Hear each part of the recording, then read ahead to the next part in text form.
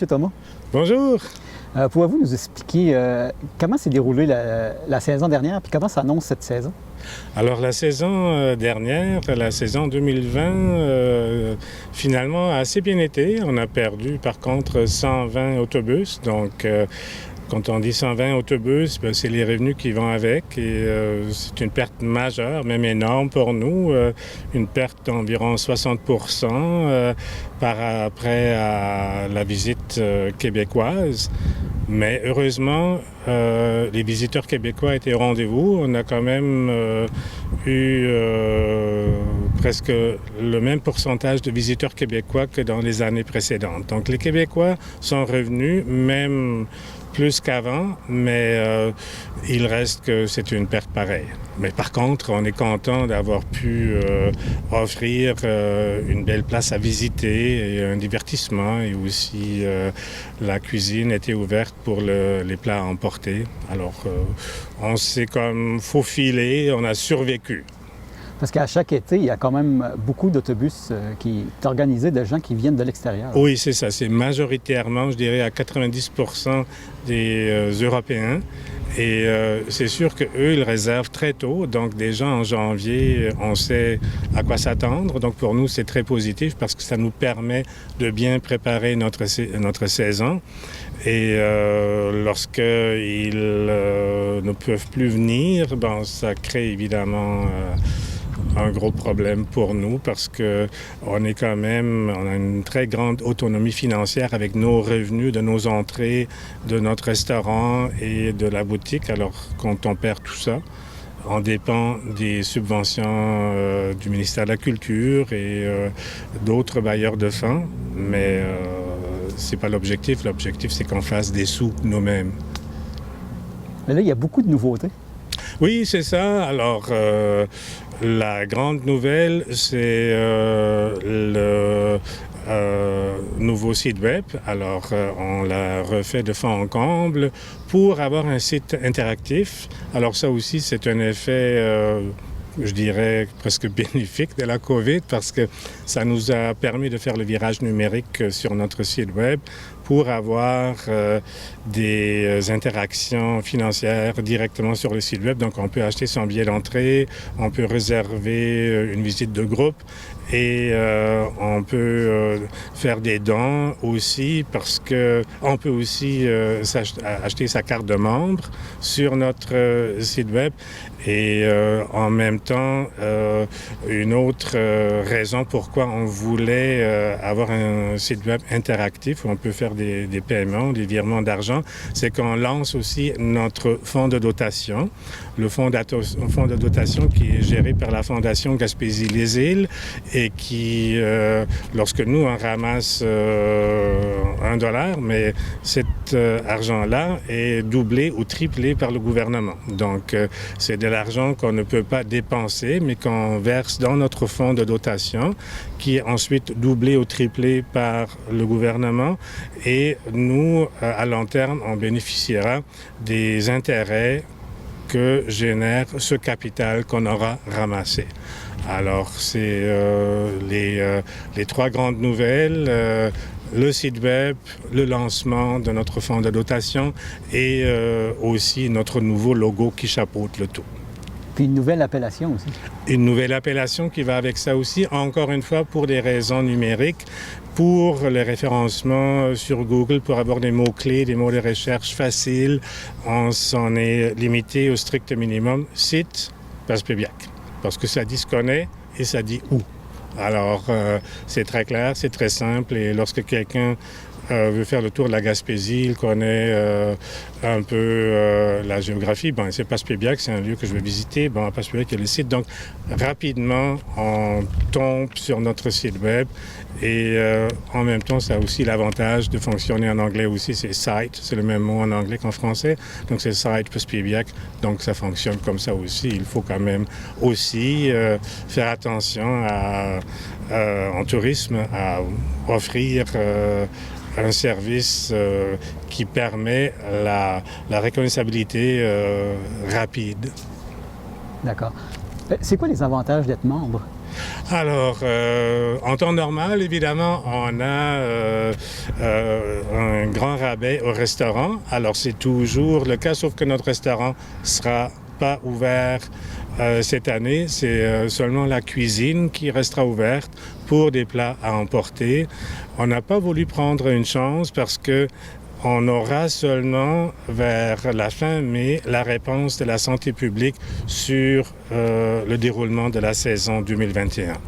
Donc, pour ne pas prendre une chance, ouvrir le restaurant, puis ensuite devoir le fermer, on s'est dit, on va reprendre la formule de l'an passé, qui est de offrir les plats emportés et de ne pas risquer qu'on commence la saison et là, oups, à la mi-juillet, la saison, la situation Covid s'empire et là, soudainement, on doit tout fermer. Alors avec les plats emportés, on évite ce risque-là.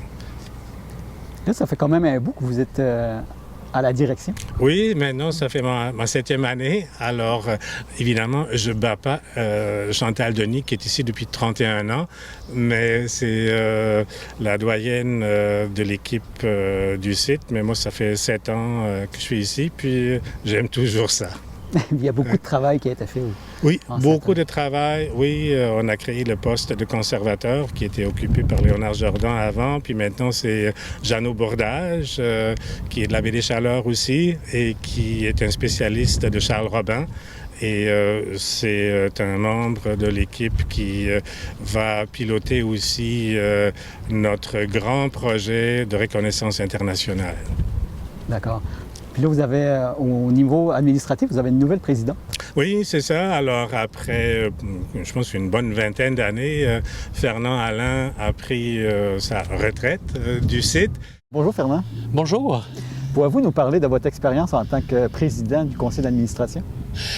Bon, tout d'abord, ça a commencé il y a une trentaine d'années. J'étais sur le CA, OK? Et puis, au niveau de la présidence, ça a été une dizaine d'années. Et puis, c'est sûr que ça a été toute une expérience parce que moi, je me rappelle du site, là, je ne peux pas oublier, il y a 40 ans passés, c'était la décrépitude, OK? Et quand tu regardes aujourd'hui, par année, il y a une vingtaine de mille de personnes qui circulent sur ce site pour venir visiter, pour venir connaître notre histoire et tout. Durant les 10 ans, c'est sûr que ça a fait la vague aussi, hein? Il y a eu des présidents différents, j'ai des directeurs, directrices, mais ça a été passionnant parce que la plupart des gens qui étaient là, autant les directions, les employés, il y avait un but, c'était de l'amour du travail qu'ils avaient pour le site, OK? Essayer d'en faire un beau site, un site reconnu, et ils ont réussi. OK? C'est sûr qu'il y avait le conseil d'administration, il y avait les gens de la direction, mais comme je te dis, j'ai jamais oublié qu'il y avait une pelle mécanique qui était prête à tout détruire. Puis aujourd'hui, on peut dire que les 11 bâtiments du site, c'est la signature de Pespebiac. OK? Et c'est un dossier positif. C'était intéressant de travailler là-dessus parce que c'était du positif pour la ville. On amenait du monde, par exemple, non seulement visiter, mais voir l'environnement, aller sur le quai, venir ici, aller au camping, être en contact avec notre histoire, manger, s'acheter des petits souvenirs. C'est un lieu animé quand même, OK? Et avec la salle de spectacle, il y avait quand même des spectacles très souvent. À une époque, il y en avait beaucoup durant l'été. Ça pouvait être une 15 à 20 spectacles. Alors, de ce côté-là, je peux dire que... Mais dire mission accomplie, je ne veux pas me vanter, là, non. J'ai fait ce que je devais faire, je suis content. On peut toujours faire plus, c'est sûr, OK? Mais dans les conditions que j'étais, puis je pense qu'on a fait du bon développement au niveau du site. Mais ça ne se fait pas tout seul, ça se fait avec une équipe. Parce que si tu n'as pas d'équipe, tu fais rien, OK? Et ça prend des gens aussi qui sont passionnés, qui sont pas là. On ne travaille pas pour une compagnie, c'est des organismes sans but lucratif. C'est sûr que ça demande des fois un petit peu de bénévolat. Et les gens sont assez ouverts à ça. Alors, moi, ça a été mon bénévolat parce que j'aime le côté culturel, j'aime l'histoire, et l'architecture aussi, et j'aime ma ville. C'est ça. Là, il y a beaucoup de travail qui a été fait. C'est quoi la principale réalisation qui... Les réalisations qu'on a eues durant les 10 ans, d'abord, il y a eu beaucoup de progrès au niveau de l'animation. Et durant ces 10 années-là, il y a eu une grosse rénovation. Une rénovation de plusieurs millions qui a été pilotée par Marie-Josée Lebrasseur et le conseil d'administration qu'il y avait à l'époque également. Ça a été ça a pris beaucoup de temps parce que c'est un gros projet. Okay? Ensuite, on a amélioré la restauration, on a amélioré aussi l'animation. Okay? Aujourd'hui, les gens peuvent faire la visite seuls, mais ils peuvent faire la visite avec des guides animateurs. Et il y a toujours de l'amélioration qui se passe, même chaque année, même au niveau du resto, le menu est changé, adapté, amélioré. C'est un site en évolution. OK? Quel serait votre coup de cœur? Mon coup de cœur, c'est la petite bâtisse qui est ici.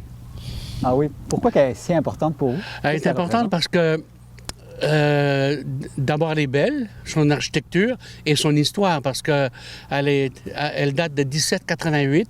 C'est le seul bâtiment qui date de l'époque de Robin, OK? Qui a été construite quand Charles Robin était ici.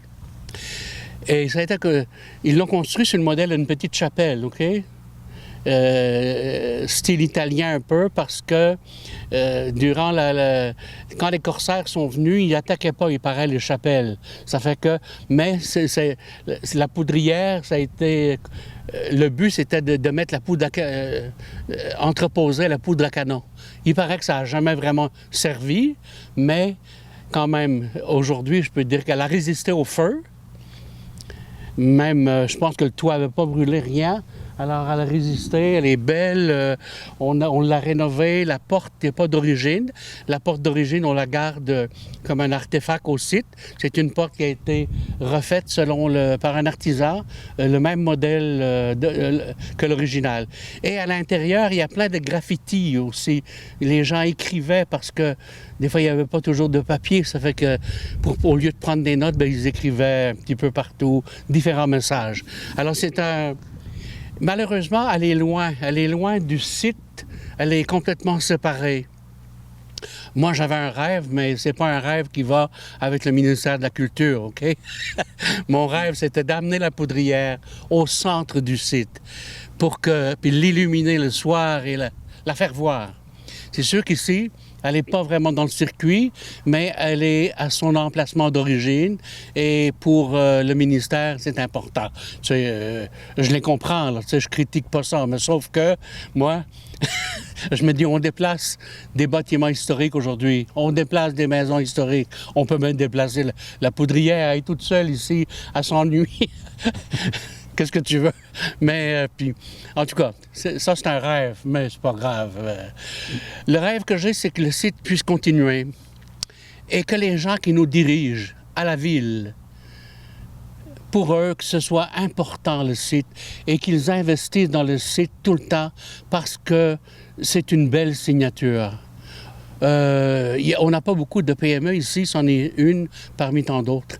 Et c'est quand même une PME qui amène du positif pour la ville, de la beauté. Et les touristes, quand ils viennent pas voir des bungalows, il y en a partout, mais ils vont venir voir notre histoire, notre architecture. Quand ils descendent la côte du Banc, puis ils vont voir le Bibi, « Hey, c'est quoi ce grosse bâtisse-là? Pourquoi qu'elle est si haute? 5 étages à l'époque, pas de bon sens. » Mais c'est à cause de l'espace. Il y a plein d'explications qu'on peut donner, OK? Alors c'est ça, j'espère que ça continue, et que les gens de Place-Plumière continuent d'être fiers de ce site-là, et les gens qui nous dirigent, là, investissent dans le site. C'est investir aussi dans des emplois, dans la culture, dans la continuité et la jeunesse. C'est maintenant Nicole Grenier qui est notre nouvelle présidente. Pouvez-vous nous expliquer, en quoi ça consiste au juste d'être président du conseil d'administration? Bon, la présidence du conseil d'administration, d'abord, ne se mêle pas de l'administration du site. C'est vraiment le directeur général avec son équipe qui s'en occupe. Nous, c'est beaucoup plus au niveau du conseil d'administration comme tel. Donc, présider les conseils d'administration, les convoquer. Et le conseil d'administration, lui, se charge des grandes orientations, puis aussi de recevoir les rapports du directeur de la direction générale et des autres équipes là, du site. Là. Alors, c'est plus une gestion d'ensemble plutôt qu'une gestion quotidienne. Là. OK. Qu'est-ce qui s'en vient prochainement? Alors, ce qui s'en vient prochainement, on a beaucoup de projets. Il y en a qu'on a été obligé de mettre un peu en veilleuse à cause de la pandémie. On a refait l'année dernière l'ensemble de l'exposition du site historique qui est vraiment, vraiment intéressante, qui est vraiment différente de celle que c'était avant. Les gens qui l'ont déjà vu vont être surpris de voir la différence, qui est axée beaucoup sur les personnes, sur les personnages qui ont façonné l'histoire du site historique. Donc, il y a énormément de photos, de commentaires, de films, d'enregistrements de ces personnes-là. C'est un livre d'histoire. C'est carrément un livre d'histoire. Puis je dis toujours, les gens qui ont le temps, prenez le temps de vraiment venir visiter, de prendre un bon 2 heures, parce que du début à la fin, quand on prend le temps de lire ce qui se passe, d'écouter ce qui se dit et de voir les films, ça prend à peu près ça 2 heures. Mais on en sort avec beaucoup d'émotions, beaucoup de contenu sur l'histoire du site, ce qui était moins présent auparavant. Qu'est-ce qui vous a poussé à vous investir? D'abord, il y a vous dire, juste pour revenir sur l'histoire de l'exposition, on l'a dédié aussi à notre président sortant, qui est Fernand Alain. Mais c'est aussi Fernand Alain qui m'a incité à prendre la relève. Alors, je lui rends doublement hommage. J'étais déjà dans le conseil d'administration depuis 5e année, pardon.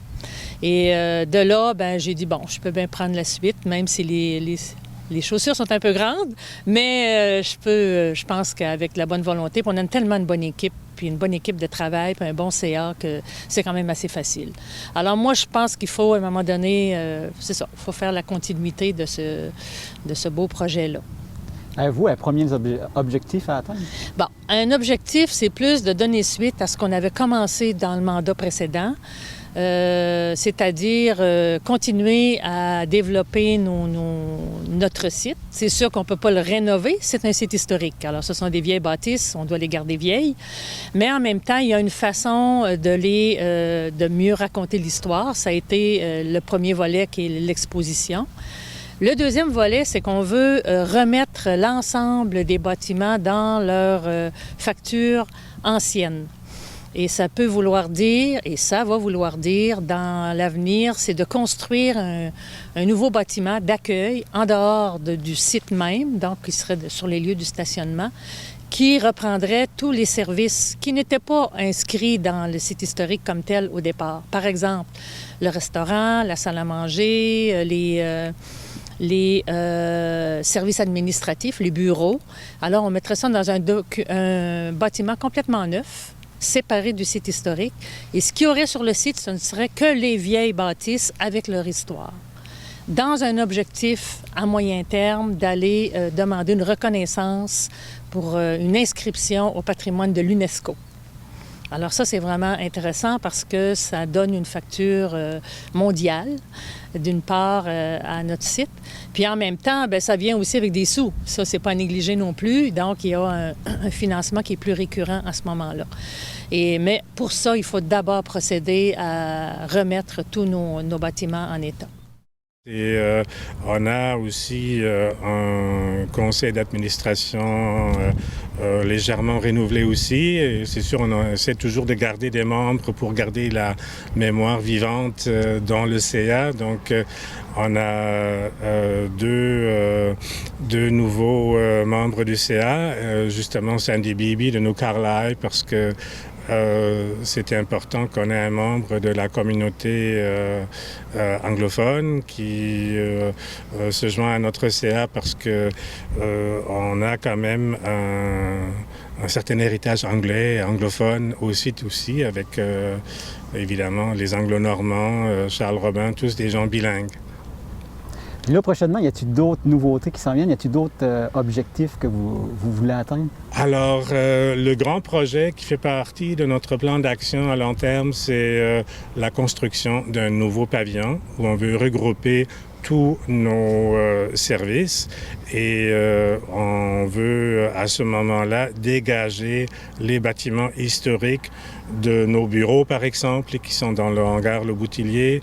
On veut dégager les bâtiments des ajouts qui ont été faits avec les années. Je parle principalement du hangar Le Boutillier et du complexe La Forge où il y a le restaurant.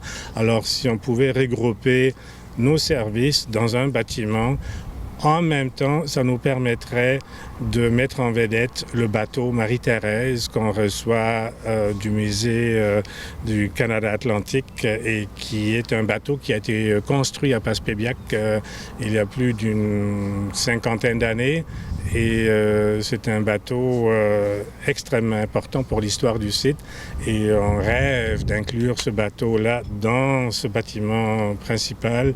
Alors avoir comme point de mire la Marie-Thérèse qui flotte dans ce bâtiment-là. Puis on aurait notre salle à manger et tout autour de ce bijou-là. Mais là, évidemment, c'est des projets à très long terme. L'autre grand projet, c'est évidemment la phase 3 de la restauration des bâtiments. Les bâtiments ont été restaurés dans les années 80, au début des années 80. Ensuite, la deuxième phase vers 2004. Et à tous les 20 ans, c'est à refaire, évidemment. C'est des bâtiments historiques entièrement en bois. Et là, on entame la phase 3 de la restauration qui va s'échelonner certainement sur plusieurs années.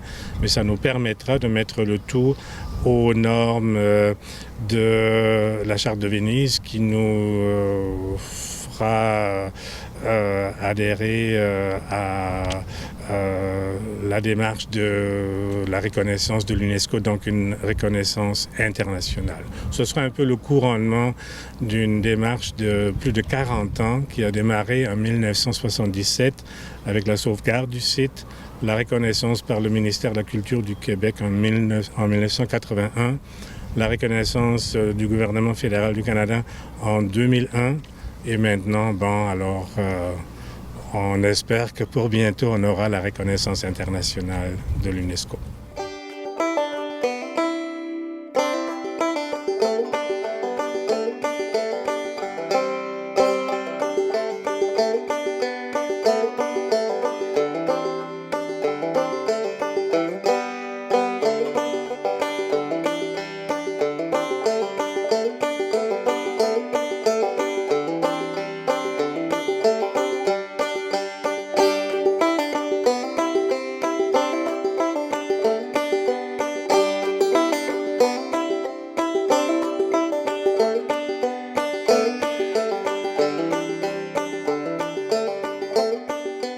Le 13 juin, dimanche 13 juin, au lieu de notre déjeuner habituel, tout le monde le connaît, je pense, parce qu'on a toujours battu les records.